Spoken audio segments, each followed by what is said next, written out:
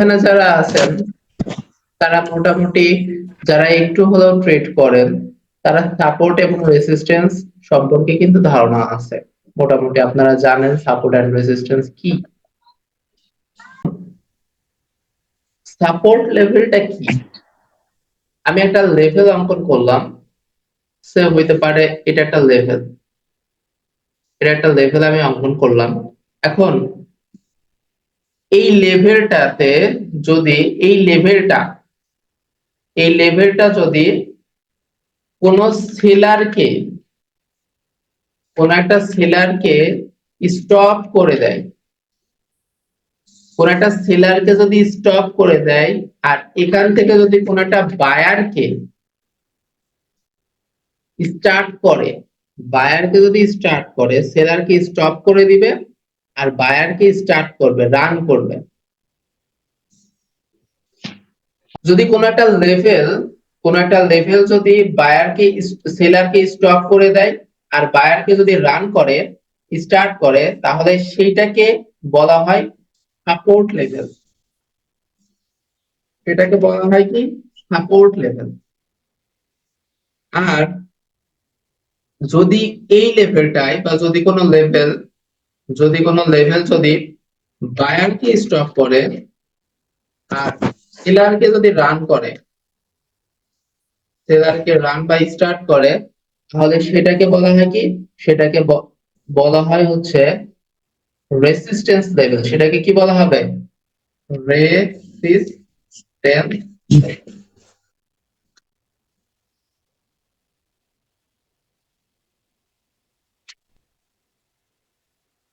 Resistance level বলা হবে তাকে। এখন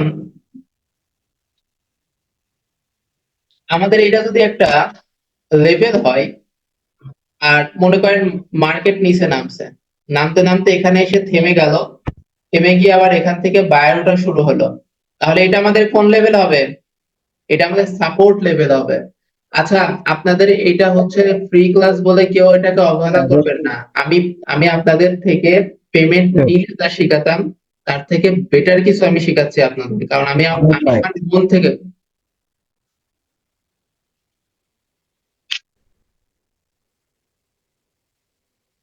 মন থেকে, আপনাদের ক্লাস নিতেছি, কোনো টাকার জন্য ক্লাস নিতেছি না। তাই এটা কিন্তু প্রিমিয়াম লেভেলের ক্লাস, হ্যাঁ? সবাই একটু মন দিয়ে করবেন। তো কোন একটা লেভেল, আমরা একটা লেভেল টানলাম, সেই লেভেলে সেলার আসলো, স্টপ হয়ে গেল, এখান থেকে আবার বায়ার রান হলো, এটাকে বলা হবে কি? সাপোর্ট লেভেল বলা হবে। আর কোন একটা লেভেলের কাছে বায়ার আসলো, স্টপ হয়ে গেল, সেলার নামা শুরু হলো, এটাকে বলা হবে কি? Resistance level. আপাতত এইটুকু জেনে রাখেন, হ্যাঁ? কারণ আরো অনেক কিছু দেখাতে হবে।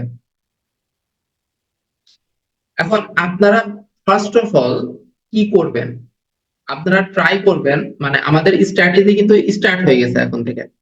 সেটা হচ্ছে আপনারা ট্রাই করবেন যেখানে সব থেকে বেশি সেলার এসে থেমে গেছে, অথবা যেই লেভেল থেকে সব থেকে বেশি পরিমাণে বায়ার উঠছে, সেই লেভেলে আপনারা একটা লেভেল অঙ্কন করবেন। লেভেল অঙ্কনের জন্য আমি একটা বিষয় দেখাই দিই আপনাদের।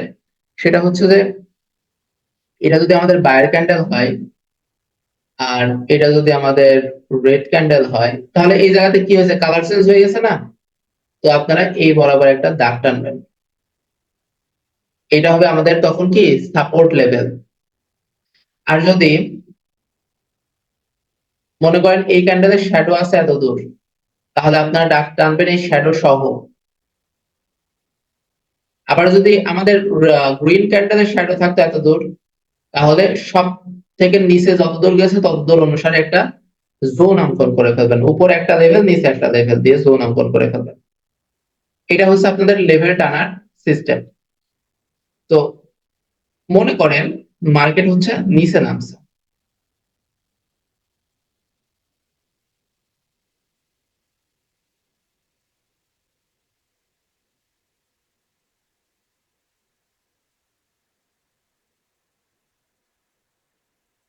এবং এখান থেকে মার্কেট কন্টিনিউয়াসলি উপরে উঠে গেল।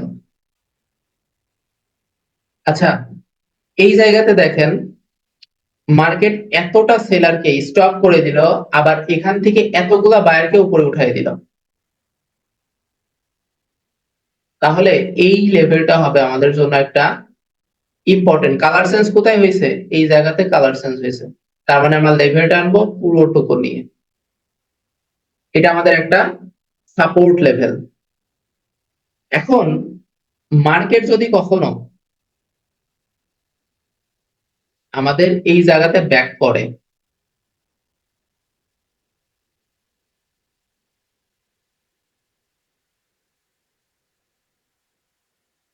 মার্কেট যদি এই জায়গাতে ব্যাক করে, তাহলে আপনারা ট্রাই করবেন এই ক্যান্ডেলটা যেন এই লেভেলের মধ্যে ক্লোজ দেয়। এই ক্যান্ডেলটা যেই ক্যান্ডেলটা শেষ হবে সেটা যেন লেভেলের মধ্যেই ক্লোজ দেয়। যদি লেভেলের মধ্যে ক্লোজ নাও দেয়, তাও এর শ্যাডোটা যেন মিনিমাম লেভেলের মধ্যে থাকে। এই লেভেলটাকে কোনোভাবে ব্রেক করা যাবে না, এই লেভেলটাকে কোনোভাবেই যেন ব্রেক না করে। হয় শ্যাডো লেভেলের মধ্যে থাকবে, না হয় বডি লেভেলের মধ্যে থাকবে, দুইটার যে কোনো একটা থাকাই লাগবে এই লেভেলের মধ্যে। ব্রেক করা যাবে না। ব্রেক করার অর্থ, ব্রেক কেন করা যাবে না মানে আমি বারবার বলছি যে মুখস্থ বিদ্যায় অ্যাপ্লাই করবেন না। আমি এটা বুঝাই দিচ্ছি যে আমি যদি বলতাম যে ব্রেক করা যাবে না, আপনারা এটাই মুখস্থ করে নিতেন ব্রেক করা যাবে না। যদি এরকম হয় তাহলে আমরা ট্রেড নিব, কিন্তু না, মুখস্থ বিদ্যা দিয়ে হবে না, আমাদেরকে ক্রিয়েটিভ হইতে হবে। কেন ব্রেক করা যাবে না, এটা কেন ব্রেক করতে পারবে না, তার কারণ কি? তার কারণ হচ্ছে আমাদের এই যে লেভেলটা আমরা অঙ্কন করেছি, এটা হচ্ছে আমাদের জন্য বায়ার্স লেভেল, যেমন ঠিক তেমনি সেলারের স্টপ লেভেল। তার মানে এই লেভেলটা আমাদের একটা ইম্পর্টেন্ট লেভেল। এটাকে যখন মার্কেট ব্রেক করে ফেলবে, শ্যাডো দিয়ে হোক অথবা বডি দিয়ে হোক, তখন মার্কেটে সেলার প্রবেশ করে ফেলবে। অর্থাৎ মার্কেট তখন ট্রাই করবে কি জানেন? মার্কেট তখন ট্রাই করবে এইটাকে ব্রেক করার। শ্যাডো দিয়ে ব্রেক করছে, এখন ট্রাই করবে বডি দিয়ে ব্রেক করা। মানে বাঙালির একটা কথা আছে না, খাইতে দিলে শুইতে চায়, বিষয়টা ওই রকম। যদি এই লেভেলটাকে সে শ্যাডো দিয়ে ব্রেক করে, তাহলে বুঝে নিতে হবে সে এখন বডি দিয়ে ব্রেক করতে চাচ্ছে, তার মানে এই লেভেলটাকে আর সে মানবে না। এখানে যে বায়ার গুলো আছে, সে বায়ার গুলারে সে টক্কর দিয়ে নিচে চলে গেছে। এটা যদি একটা বেড়া ধরতাম আমরা, তাহলে মনে করেন যে এই বেড়া ভেঙে গেছে, এই দেয়ালটা ভেঙে গেছে। এখন দেয়াল যখন ভেঙে গেছে, তখন এইটা আর রক্ষা করতে পারবে না। এখান থেকে যে এই যে সেলার যে এত পাওয়ার নিয়ে ধপাধপ নিচে নামছে, এরে আর সে ঠেকাতে পারবে না। এই রাজপ্রাসাদের মূল যে প্রাচীর সেটা ভেঙে গেছে, এখন রাজপ্রাসাদের মধ্যে ডাকাত ঢুকে পড়বে। সেজন্য ব্রেক যেন না করে। ব্রেক করলেই মার্কেট আবার অন্যদিকে মুভ করবে, লিকুইডিটি খাওয়ার ট্রাই করবে। লিকুইডিটি বিষয়ে আর আমি যাইতে চাচ্ছি না, অলরেডি 11টা 24 বাজে, আমার তো অন্যান্য কাজও তো আছে, আমি ওই বিষয়ে যাইতে চাচ্ছি না। ইনশাল্লাহ আপনাদের সঙ্গে লিকুইডিটি নিয়ে কোনো একদিন আবার কথা হবে। তো হয় মার্কেট এইটারে ব্রেক করে নতুন একটা ক্যান্ডেল দিবে, দিয়ে সে যে ব্রেক করলো, ব্রেক করার পর হালকা একটু পাওয়ার নেওয়ার জন্য উপরে উঠে আবার সে রেড ক্যান্ডেল দিতে পারে, অথবা লিকুইডিটি গ্র্যাব করে সে আবার উপরে উঠবে। মানে আপনাকে এক কথায় এখানে লস খাওয়ানোর জন্য সে রেডি। আপনার যখন এই যে এই ক্যান্ডেলটার পরে সাপোর্ট লেভেলে হইলো রেড ক্যান্ডেল, আপনি যখন আপে ট্রেড নিতে চাচ্ছেন, তখন সে দিল রেড, ডাউনে দিল, আপনি খাইলেন লস। আপনি এই রেড ক্যান্ডেলটা দেখে ভাবেন আরে এ তো ব্রেকআউট হয়েছে, তাইলে আমি এখন ডাউনে মনে হয় মার্কেট নামে যাবে না, আমি ডাউনে একটা ট্রেড নিই। তারপরে আপনাকে দেবে হচ্ছে আপের জন্য একটা ট্রেড, ডাবল লস খাইলেন। তারপর ভাববেন যে মার্কেট তো সাপোর্ট লেভেলে থাকে, আপে আপে ক্যান্ডেল দিছে, তার মানে এরপর মনে হয় আবার আপে দিবে। তারপর আপনি আবার আপে ট্রেড করবেন, মার্কেট নিচে নামে আসবে। তখন আপনি বলবেন আরে বাইনারি ট্রেডিং আমার দ্বারা সম্ভব না। কিন্তু আপনার দ্বারাই সম্ভব ট্রেডিং। আপনিও মানুষ, আমিও মানুষ, যারা প্রফিট করছে তারাও মানুষ। তাই নিজের উপরে বিশ্বাস রাখেন। এক সময় আমরা আর কতদিন করাবো, শিখাবো, এক সময় আপনারা শিখাবেন, আপনারা করাবেন। তো দেখেন এটা হচ্ছে লেভেল। লেভেলের মধ্যে ক্রাইটেরিয়া কি? ক্রাইটেরিয়া হচ্ছে হয় বডিকে ক্লোজ দিতে হবে, না হয় শ্যাডোকে ক্লোজ দিতে হবে। যদি ক্লোজ দেয়, ক্লোজ যদি দিয়ে দেয়, তাহলে এখন দেখবেন আর একটা বিষয়, সেটা হচ্ছে যে এই যে ক্যান্ডেলটা হইল, এই যে ক্যান্ডেলটা হইল, এই ক্যান্ডেলটার পরে ক্যান্ডেলটার শেষ অবস্থা থেকে সাপোর্টের শেষ অবস্থা পর্যন্ত আরো একটা ক্যান্ডেল হওয়ার মতো জায়গা আছে কিনা। মানে দেখেন এটা হচ্ছে সেটআপ, হ্যাঁ, এটা হচ্ছে সেটআপ যে আপনাদের কোন একটা সাপোর্ট লেভেল ধরবেন, ধরার পরে মার্কেটে এখানে এসে ক্লোজ দিলে আপনারা আপে ট্রেড করবেন। আর আমি কিন্তু অলরেডি ফিল্টারিং করা শুরু করে দিয়েছি। সেটআপটা ছিল কি? সেটআপটা ছিল সাপোর্ট লেভেলে যদি সেলার এসে স্টপ হয়ে যায়, তাহলে সেখান থেকে বাই ট্রেড নেবেন। এটা হচ্ছে মূল সেটআপ, এটা হচ্ছে স্ট্র্যাটেজি। এখন আমি আপনাদেরকে কি কি ফিল্টারিং এর জন্য বললাম একটু বলে দিই। সেটা হচ্ছে যে এখানেও তো কালার চেঞ্জ হয়েছে, হয়নি? এখানেও তো কালার চেঞ্জ হয়েছে, হয়নি? এখানেও হয়েছে, এখানেও হয়েছে, এখানেও হয়েছে। তাহলে ফিল্টারিং এর জন্য প্রথম বিষয়টা আমাদেরকে কি মাথায় রাখতে হবে? যেখান থেকে বেশি পরিমাণে সেলারকে আটকাই ফেলছে এবং বেশি পরিমাণে বায়ারকে উপরে তুলছে, এতগুলা লেভেল আছে, কিন্তু আমরা এইটাকে নির্বাচন করলাম। তার কারণ হচ্ছে এইটা এইটা এইগুলা বেশি স্ট্রং না, কিন্তু এইটা বেশি স্ট্রং, কারণ বেশি পরিমাণ সেলারকে স্টপ করছে, বেশি পরিমাণে বায়ারকে রানিং করছে। তাহলে প্রথম ফিল্টারিং এইটা। দ্বিতীয় ফিল্টারিং হচ্ছে সাপোর্ট লেভেলে যে রেড ক্যান্ডেল আসবে, সেই রেড ক্যান্ডেলের হয় বডি সাপোর্ট লেভেলের মধ্যে ক্লোজ দিতে হবে, না হয় শ্যাডো সাপোর্ট লেভেলের মধ্যে ক্লোজ দিতে হবে। 3 নম্বর ফিল্টারিংটা কি? 3 নম্বর ফিল্টারিংটা হচ্ছে যে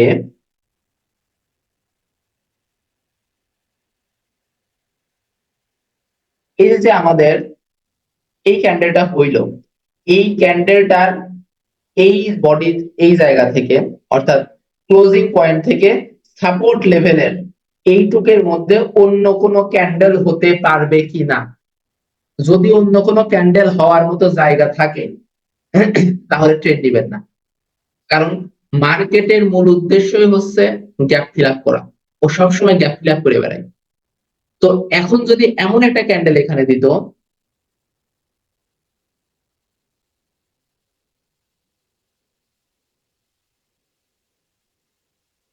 এইরকম একটা ক্যান্ডেল যদি এখানে দিত, তাহলে দেখেন তো এই ক্যান্ডেলের এই জায়গা থেকে এই এত দূর পর্যন্ত আরেকটা রেড ক্যান্ডেল হইতে পারতো না? অবশ্যই হইতে পারতো। এই টাইপের জায়গাকে আপনারা অ্যাভয়েড করবেন, এই ক্যান্ডেলকে অ্যাভয়েড করবেন না, কিন্তু এই গ্যাপ আপ জায়গাগুলোরে আপনারা অ্যাভয়েড করবেন।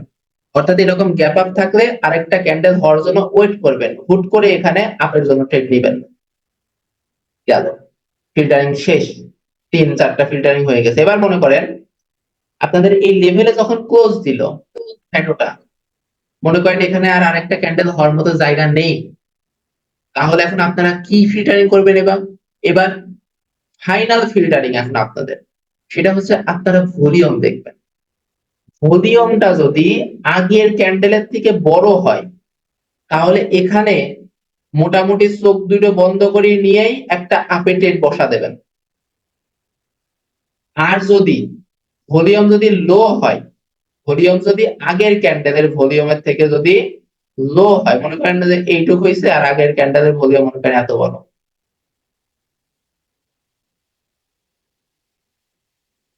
তাহলে এই জায়গাতে ট্রেড নিবেন না। এই জায়গাতে ট্রেড নিবেন না। এখন কথা হচ্ছে যে ভাই আপনিই বলেছেন মুখস্থ বিদ্যা চালানো যাবে না। এখন কেন ভলিউম বড় হওয়া লাগবে আর কেন ছোট হওয়া লাগবে সেটা ব্যাখ্যা করে দেন, করে দিচ্ছি আমি। আমি ব্যাখ্যা করে দিচ্ছি, মুখস্থ বিদ্যা নট অ্যাপ্লাইড। এইখানে যে কেন আমাকে ভলিউম বড় লাগবে সেটা আমি বুঝাই দিচ্ছি। আপনারা মার্কেটে শুধু এই স্ট্র্যাটেজি না, আপনারা যত স্ট্র্যাটেজি জানেন সব স্ট্র্যাটেজিতে এই বিষয়টা আপনারা অ্যাপ্লাই করে নেবেন ভলিউমের জন্য। ইনশাল্লাহ আপনাদের উইনিং রেশিও অনেক বৃদ্ধি পেয়ে যাবে, অনেক। এখানে ভলিউমটা বড় লাগবে কেন? এখানে ভলিউমটা বড় লাগবে এই কারণেই যে এইটা আমাদের একটা সাপোর্ট লেভেল। সাপোর্ট লেভেলের মূল কাজ হচ্ছে সে বায়ারকে টেনে উপরে তুলবে, সে বায়ারকে টেনে উপরে তুলবে। তো এই ক্যান্ডেলটা যেখানে ক্লোজ হইছে বা এই ক্যান্ডেলের শ্যাডোটা যেখানে ক্লোজ হইছে সেটা কোনটা? এটা হচ্ছে এই জায়গা। এটা কোথায় ক্লোজ হইছে? সাপোর্ট লেভেলে, বায়ার্স এরিয়াতে।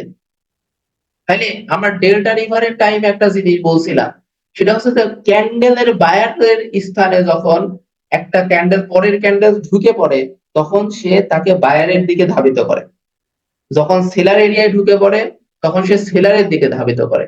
ঠিক জিনিসটা এইরকম যে এই ক্যান্ডেলটা এখন বায়ার্স এরিয়াতে ঢুকে পড়ছে।